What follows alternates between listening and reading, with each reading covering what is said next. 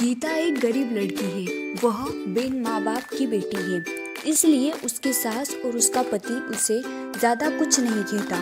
गीता के घर में गीता की ही चलती थी। वो जो कहती थी उसकी सास और उसका पति बिना कुछ कहे मान लेता था, क्योंकि वह एक बिन माँ बाप की बेटी थी और उसने शादी से पहले बहुत दुख दर्द सहा था।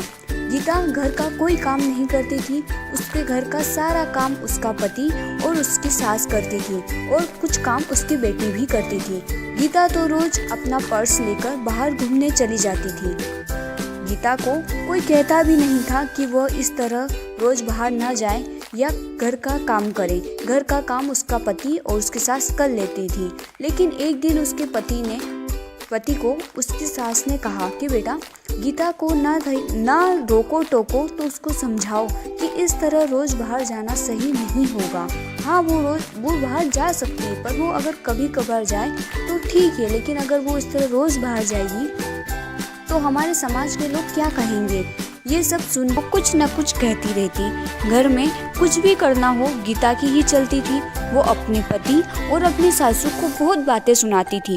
अगर उनसे कोई काम ठीक से नहीं होता तो भी वे उन्हें डांट लगाती थी। फिर भी उसका पति और उसकी सास चुपचाप उसकी सारी बातें सुनते रहते थे, ये सोचकर कि कभी न कभी गीता को एहसास होगा कि वो जो व्यवहार करती है वो सही नहीं है। हम उसे लाड़ प्यार करते हैं, इसका मतलब ये नहीं कि वो हवा में उड़ने लगे। पर ये बात कभी उसके ससुर ने और उसके पति ने उसके मुंह पर नहीं कही। उन्हें सिर्फ इसी बात का विश्वास था कि कभी न कभी उसे इस चीज का एहसास होगा। एक दिन ऐसे ही गीता अपनी सहेली रश्मि से मिलने जाती है। वो दोनों काफी दिनों के बाद मिलती है। रश्मि उसको सारी बातें बताती है कि कैसे उसकी सासू उस पर अत्याचार करती है और उसका पति भी उसकी सास की मदद करता है, उसे कुछ नहीं कहता।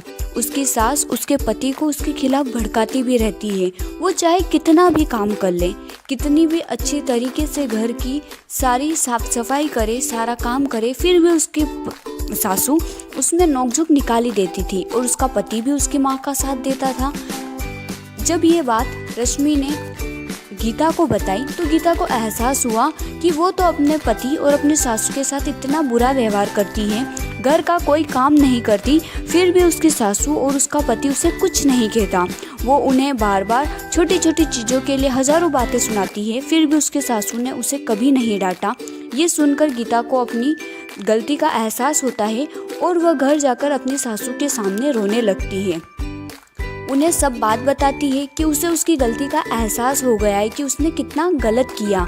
तब उसकी सास उसे कहती है कि बेटा रो मत, हमें विश्वास था कि तुम्हें एक न एक दिन अपनी गलती का एहसास होगा और तुमने गलती चाहे कैसी भी की हो, लेकिन तुम्हें अपनी गलती का एहसास हो गया, बस यही बड़ी बात है। अब हम सब साथ मिलकर हंसी खुशी रहेंगे।